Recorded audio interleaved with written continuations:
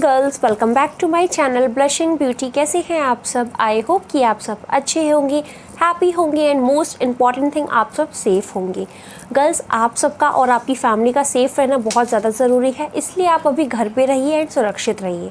And मैं आप सबको थैंक यू बोलना चाहती हूँ मेरे 5K सब्सक्राइबर कंप्लीट करने के लिए। Thank you so much. आप सब इतना ज़्यादा प्यार करते हैं, आप सबका लव एंड सपोर्ट ने मुझे आज 5K कर दिए। मैं चाहती हूँ जल्दी से आप 10K करें और इसी तरह आप सपोर्ट करते रहें। आज के टाइटल से आप देख ही पा रहे होंगे, आज के इस टाइटल में बात करने वाले हैं how to organise bridal essential if your wedding has been postpone due to corona. मतलब अगर आपकी शादी पोस्टपोन हो गई है और आपकी शादी की सारी तैयारियां हो गई हैं, तो कैसे आप शादी का ब्राइडल का एसेंशियल का सामान किस तरह से ऑर्गेनाइज करें।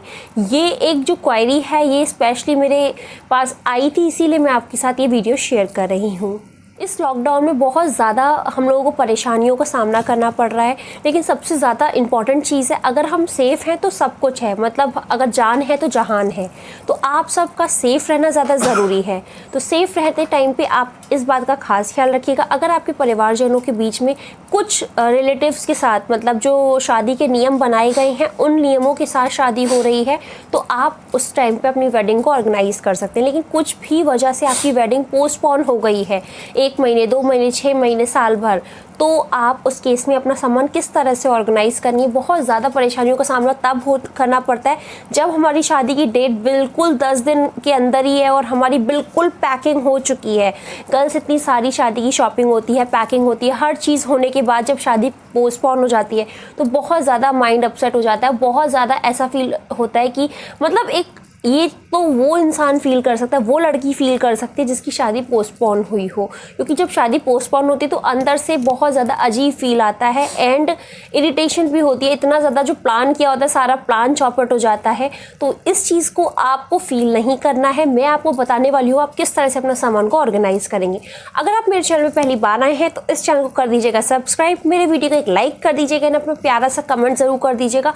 आप कमेंट करेंगे तो मुझे पता चलेगा कि आपकी क्या क्वेरी है, क्या वीडियोस आप मुझसे जानना चाहते हैं। तो आइए वीडियो को प्रोसीड करते हैं। नंबर 1, गर्ल्स, आपने जितनी भी साड़ियाँ परचेज़ करी हैं अपने ब्राइडल ट्रूसो में पैक करने के लिए या पैक कर चुके हैं, तो उस केस में आपको करना ये है कि साड़ी को साड़ी केस में रखिए। साड़ियों का साड़ी केस में रखना बहुत ज़्यादा ज़रूरी है। अगर आप उसको प्रॉपरली फोल्ड करके साड़ी केस में रखते हैं तो आपकी साड़ी जो भी एम्ब्रॉयडरी है, जो भी वर्क है, वो ख़राब नहीं होगा, धागे नहीं निकलेंगे एंड वो लॉन्ग लास्टिंग रहेगा। तो अगर आपने साड़ी कवर नहीं खरीदे तो आप साड़ी कवर ले लीजिए। और अगर आपके पास साड़ी कवर नहीं है तो आप क्या कीजिए, जो प्रॉपर कॉटन का दुपट्टा होता है आप उसमें लपेट दीजिए, उसके बाद रखिए। पॉइंट नंबर 2, गर्ल्स, अगर आपकी शादी होने वाली थी और किसी वजह से शादी पोस्टपोन हो गई तो उस केस में आप अपना वेडिंग का जो लहंगा है यानी ब्राइडल लहंगा कैसे ऑर्गेनाइज करेंगे, सबसे बड़ा क्वेश्चन आता है यहाँ। तो ब्राइडल लहंगा ऑर्गेनाइज करते टाइम पे आपको खास ख्याल रखना है 3 बातों का। लहंगे के अंदर क्या चीज़ें खास होती हैं, लहंगा यानी जो लहंगा होता है वो यानी स्कर्ट, दूसरी चीज़ होती है आपका ब्लाउज़ जो भी आप चोली सिलवाते हैं वो, और तीसरा होता है दुपट्टा। 3 चीज़ों को मिला के हमारा ब्राइडल की ड्रेस बनती है जिसे हम ब्राइडल लहंगा बोलते हैं। तो अब आपको ये चीज़ देखनी है कि आपके लहंगे पे ज़्यादा वर्क है, ब्लाउज़ में ज़्यादा वर्क है या दुपट्टे में ज़्यादा वर्क है। खास तौर पे आपके लहंगे पे ज़्यादा वर्क होता है, ब्लाउज़ में कम होता है, या ब्लाउज़ पे ज़्यादा होता है तो लहंगे पे कम होता है। तो आप ये चीज़ का खास ख्याल रखिएगा। अगर आपके ब्लाउज़ पे ज़्यादा वर्क है तो आप ब्लाउज़ को किसी ऐसे दुपट्टे, कॉटन के दुपट्टे में करके रखिए जिसका कलर ट्रांसफ़र ना हो रहा हो। एक कॉटन का कपड़ा आता है जिसका कलर निकलता है, जैसे अगर आप कोई भी कपड़े को भिगोएंगे ना तो डार्क कलर होगा तो कपड़े से रंग निकलेगा। ऐसा नहीं लीजिएगा, ऐसा कपड़े में रखिएगा जिसका कलर ना लिखे, जैसे लाइट पिंक जिसमें कलर ज़्यादा क्या बिल्कुल ट्रांसफ़र नहीं होता है। इस तरह का आप कपड़े में लपेट के रखिए। ये क्यों रखना है इसकी वजह भी मैं आपके साथ बताती हूँ। जो आपकी एम्ब्रॉयडरी है, ब्लाउज़ की जो एम्ब्रॉयडरी होती है वो आपस में जब टच होती है इस तरह से तो वो एम्ब्रॉयडरी काली पड़ जाती है। और लहंगे के केस में बहुत ज़्यादा होता है, क्योंकि जब हम लहंगा परचेस करते हैं 15,000 का, 20,000 का, 25,000 का, तो इन रेंज के जो लहंगे होते हैं उसकी एम्ब्रॉयडरी इतनी ज़्यादा अच्छी नहीं होती है कि वो आपकी मतलब सालों साल तक काली ना पड़े। तो कुछ केसेस में क्या होता है, अगर हमने नॉर्मल लहंगा लिया है, ज़्यादा बहुत अच्छा ब्रांडेड नहीं लिया है, तो उस केस में काली पड़ने की पूरी चांसेस रहते हैं। इतना ज़्यादा इन्वेस्ट करने के बाद आपको खास ख्याल रखना है कि आप लहंगे की टेक केयर बहुत ज़्यादा अच्छे से करें, तभी आप अपने लहंगे को ऑर्गेनाइज कर पाएंगे और अपने अगली शादी जो आने वाली डेट है शादी की तब तक आप उसे अच्छे से ऑर्गेनाइज करके रख सकेंगे। लहंगे को लहंगे केस में रखेंगे तो लहंगे की प्रॉपर फोल्ड करके रखेंगे। गर्ल्स, अब मैं आपको बता देती हूँ, अगर आप लहंगे को बार बार फोल्ड करके रखेंगे, ज़्यादा फोल्ड करेंगे, तो उस केस में आपके लहंगे में फोल्डिंग की, यानी जो भी फोल्ड करने का एरिया होता है वहाँ पे लाइंस बन जाएंगी, और अगर उस पार्ट में एम्ब्रॉयडरी है तो वो एम्ब्रॉयडरी फेड होने लगेगी। तो लहंगे को ज़्यादा फोल्ड नहीं करना है। अगर आपके पास लहंगे का कवर है जो मार्केट से आपको मिलता है, यानी जिस भी शॉप से, शोरूम से आप परचेस करते हैं वहाँ से आपको एक लहंगा कवर मिला है, तो उसके अंदर जब आप लहंगा रखेंगे तो कई बार फोल्ड करना पड़ेगा, तो ऐसी चीज़ आप अवॉइड कीजिए। उसमें फोल्ड करेंगे तो आपको ज़्यादा टाइटली फोल्ड करना पड़ेगा, दूसरी बात उसमें लाइनिंग आने की पूरी चांसेस रहेंगी। तो कोशिश कीजिए लहंगे को सिर्फ 2-3 पार्ट में ही आप फोल्ड कीजिए और एक दुपट्टे में करके रखिए, जैसा कि मैंने आपको बताया। एंड लहंगा जब भी आप प्लेस करें अपनी वार्डरोब में या कहीं पे भी रखें, जहाँ भी आप लहंगा रख रहे हैं उसके ऊपर कोई सामान ना रखें। देखिए, आपके लहंगे को आपने फोल्ड करके रख दिया, उसके ऊपर आप अगर कोई भी कपड़े रखते हैं तो उस पर वेट जाएगा, और वेट जाने के कारण आपका जो लहंगे की पफीनेस होती है, जो कैन कैन लगा होता है, वो दबने का बहुत ज़्यादा रिस्क रहता है। और जब कैन कैन वर्क मतलब अच्छे से नहीं रिजल्ट देगा तो लहंगा ख़राब हो जाएगा, उतना अच्छा गॉर्जियस लुक नहीं आएगा। तो आप मेरी बात को ध्यान से समझिएगा, लहंगे के ऊपर कुछ मत रखिएगा, कपड़े में करके रखिएगा, ये बहुत ज़्यादा इंपॉर्टेंट चीज़ है। पॉइंट नंबर 3, इस बात का खास ख्याल रखिएगा, अगर आपने अपनी वेडिंग के लिए कोई फ्लेयर वाली ड्रेस ली हुई है, फ्लेयर वाली मतलब कोई हैवी फ्लेयर वाला सूट है, हैवी फ्लेयर वाला गाउन है, या हैवी फ्लेयर वाली कोई इंडो वेस्टर्न ड्रेस है, फ्लेयर कैसा भी हो सकता है, बहुत ज़्यादा हैवी जो आते हैं उस तरह के फ्लेयर। अब फ्लेयर में उन चीज़ों की बात कर रही हूँ जब फ्लेयर एकदम प्लेन हो, जहाँ पे कढ़ाई वढ़ाई कुछ ना हो, प्लेन जो फ्लेयर आते हैं उस तरह की। तो उस केसेस में आपको क्या करना है गर्ल्स, आप फ्लेयर को फोल्ड करने की ज़रूरत नहीं है। आप सोचें कि आपने हैवी फ्लेयर वाली स्कर्ट या गाउन ले रखा है तो आप उसे फोल्ड करेंगे, फिर आप उसे केस में रखेंगे, किसी भी मतलब सूट में मतलब यानी कवर करके रखेंगे, फिर आप अपने वार्डरोब में सेट करेंगे। ऐसा मत कीजिएगा। फ्लेयर वाली ड्रेसेस जो होती है ना, आपको क्या करना है, ऐसा ही नॉर्मल जैसे भी जिस भी कंडीशन में है आप उसी कंडीशन में रख दीजिए। वो आप सोचेंगे कि उसकी आयरन खराब हो जाएगी, ऐसा नहीं होता है। जो आपकी फ्लेयर वाली ड्रेसेस होती हैं उसकी आयरन नहीं खराब होती है, उसमें जो कैन कैन लगा होता है उसका इतना अच्छा, अगर ज़रा भी दब जाता है तो उसका इतना अच्छा फ्लेयर नहीं बन पाता है। तो आपको फ्लेयर को नहीं दबने देना है और ना ही उसके ऊपर वेट रखना है, इस बात का भी खास ख्याल रखिएगा। पॉइंट नंबर 6, इस पॉइंट को बहुत ध्यान से सुनिएगा गर्ल्स, अगर आपके घर में ज़्यादा स्पेस नहीं है, देखिए बहुत सारे घर ऐसे होते हैं जहाँ पे बहुत ज़्यादा स्पेस होता है, अलग से 2-3 वार्डरोब होती हैं। अगर आपके पास ऐसी वार्डरोब है तो आपको पता है आप ईजिली अपना सारा सामान कैरी कर पाएंगे और ऑर्गेनाइज कर पाएंगे। बट अगर आपके घर में ज़्यादा जगह नहीं है, लिमिटेड ही है, एक ही कबर्ड है, वहाँ पे आपके डेली स्टफ भी हैं एंड आप कबर्ड को शेयर भी कर रहे हैं अपने ब्रदर सिस्टर के साथ, तो उस केस में बहुत ज़्यादा प्रॉब्लम आ जाती है। तो आपको क्या करना है इस केस में, आप सबसे पहले ये अपने डेली का स्टफ निकाल दीजिए। सबसे पहले आप अपने साड़ी, सूट, लहंगा ये सब अपनी वार्डरोब में सेफली रखिए। गर्ल्स, शादी का जो ब्राइडल का एसेंशियल है वो सेफ़ रहना ज़्यादा ज़रूरी है। अगर वो सेफ़ रहेगा तो वो लॉन्ग लास्टिंग रहेगा एंड आपकी शादी की नेक्स्ट डेट तक बहुत ज़्यादा अच्छा और ब्यूटीफुल लुक देगा आपको। तो इस बात का खास ख्याल रखिएगा। डेली स्टफ़ आप उसको कहीं और भी ऑर्गेनाइज कर सकते हैं, बट आप जो वेडिंग का स्टफ़ है उसको बहुत ज़्यादा अच्छे से ऑर्गेनाइज करेंगे तभी अच्छा रहेगा। कल इस वीडियो को आगे बढ़ाते हैं एक लाइक के साथ। मैं इतनी ज़्यादा उम्मीद के साथ ये वीडियो आपके साथ शेयर कर रही हूँ। अगर आपको ये वीडियो अच्छी लगे तो इस वीडियो को शेयर कीजिएगा, मेरे वीडियो को एक लाइक कीजिएगा। गर्ल्स, अगर आपने लहंगा फोल्ड करके रखा है, चाहे वो 1 फोल्ड हो, 2 फोल्ड हो, 4 फोल्ड हो, जैसे भी आप फोल्ड करके रख रहे हैं अगर वार्डरोब में, तो खास ख्याल रखिएगा अगर आपकी शादी 1 साल के लिए पोस्टपोन होगी तो ऐसा बिल्कुल मत कर दीजिएगा कि आप अपनी लहंगे को 1 साल के लिए बस छोड़ देंगे वार्डरोब में, खोल के ही नहीं देखेंगे। टाइम टू टाइम अपना लहंगा ओपन करिएगा और उसको रीफोल्ड कीजिएगा।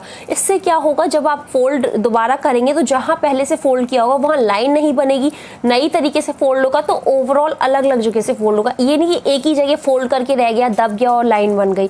तो आप टाइम टू टाइम अपने लहंगे को ओपन कीजिएगा और उसको फोल्ड दोबारा से करके रखिएगा।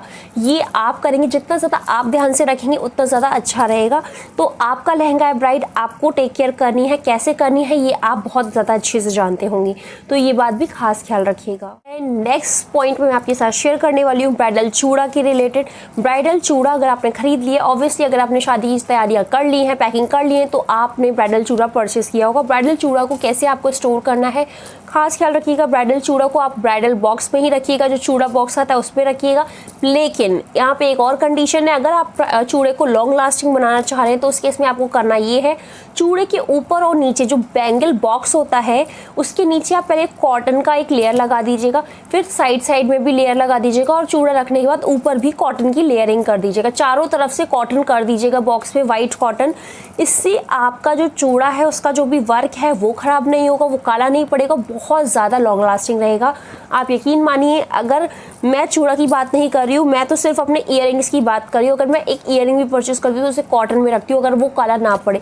तो अगर आप अपने चूड़े का इतना ज़्यादा ख्याल रखेंगे, चूड़े का, ज्वेलरी का, तो वो लॉन्ग लास्टिंग बनेगी। आप समझ के देखिएगा इस बात को, सिर्फ आपको कॉटन लगानी है और कुछ भी नहीं करना है। इससे आपकी ज्वेलरी काली नहीं पड़ेगी। एंड गीले हाथों से, और अगर आपके हाथों में कुछ लगा हुआ है, इन चीज़ों से आपको बिल्कुल टच नहीं करना है।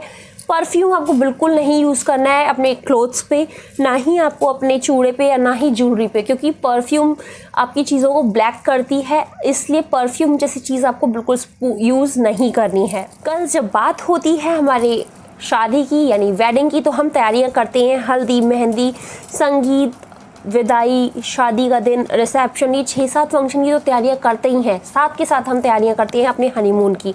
तो आपने भी अगर अपनी हनीमून को तैयारियां कर ली हैं, आपने बहुत सारी ड्रेसेस परचेस कर ली, सारा स्टफ खरीद लिया है, तो आप उस केस में अपने हनीमून इसेंशियल की चीज़ें कैसे ऑर्गेनाइज करेंगे। गर्ल्स, आपने एक ट्रॉली यानी एक लगेज तो खरीदा ही होगा जिसमें आप अपना सामान लेके जाने वाले होंगे अपने शादी में। तो आप हनीमून का सामान अपने ट्रॉली में ही छोड़ दीजिए, उसे डेली यूज़ के लिए मत निकालिए। आप ऐसी ट्रॉली को कहीं भी स्टोर करके रख सकते हैं, चाहे आप अपने डबल बेड जो स्टोरेज बॉक्स वाला होता है उसके अंदर डाल दीजिए पैक करके, तो उसमें आपका सामान भी सेफ रहेगा, वो यूज़ भी नहीं होगा, सेफ बना रहेगा और आपको पता भी रहेगा यस आपने हनीमून वाला सामान एक जगह इस जगह स्टोर किया है।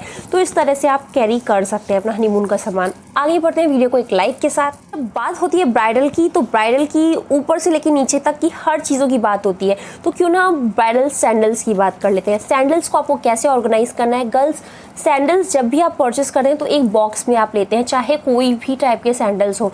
तो आप सैंडल्स जब लेंगे तो उसको आप सैंडल बॉक्स में रखिएगा। एंड मैं अपनी अदर एडवाइस आपके साथ देना चाहूँगी, आपने जितनी भी सैंडल्स खरीदी है ना, नई रखी है, उसको आप एक और पॉली बैग में करके रखिएगा। सैंडल्स को रखिएगा सैंडल्स बॉक्स में, सैंडल बॉक्स को रखिएगा एक और पॉली बैग में। इससे बिल्कुल डर जाने का मतलब नहीं होता है और आपकी सैंडल्स सेफ़ रहेंगी, इतना ज़्यादा सेफ़ रहेंगी। आप फिर इसे ना ज़रूरी नहीं कि वार्डरोब में ही रखिए, आप इसे ओपनली कहीं भी रख सकते हैं जहाँ भी आपके घर में जगह है। मैं सही बता रही हूँ, मेरी भी कई सैंडल्स ऐसी हैं जो 2 साल पुरानी है और आज तक वैसी की वैसी है। अगर आप चाहते हैं तो मैं आपको दिखा भी सकती हूँ। तो ये चीज़ आप करके देखिएगा। अगर आप 2 डबल लेयर पैक कर देंगे ना तो बिल्कुल डस्ट नहीं जाएगी, बिल्कुल नई की नई बनी रहेगी। मार्केट में कैसे बने रहती हैं ये भी सोच के देखिएगा, वो लोग भी अच्छे से ऑर्गेनाइज करते हैं इसलिए बनी रहती है। तो ये वाला पॉइंट भी खास ख्याल रखिएगा।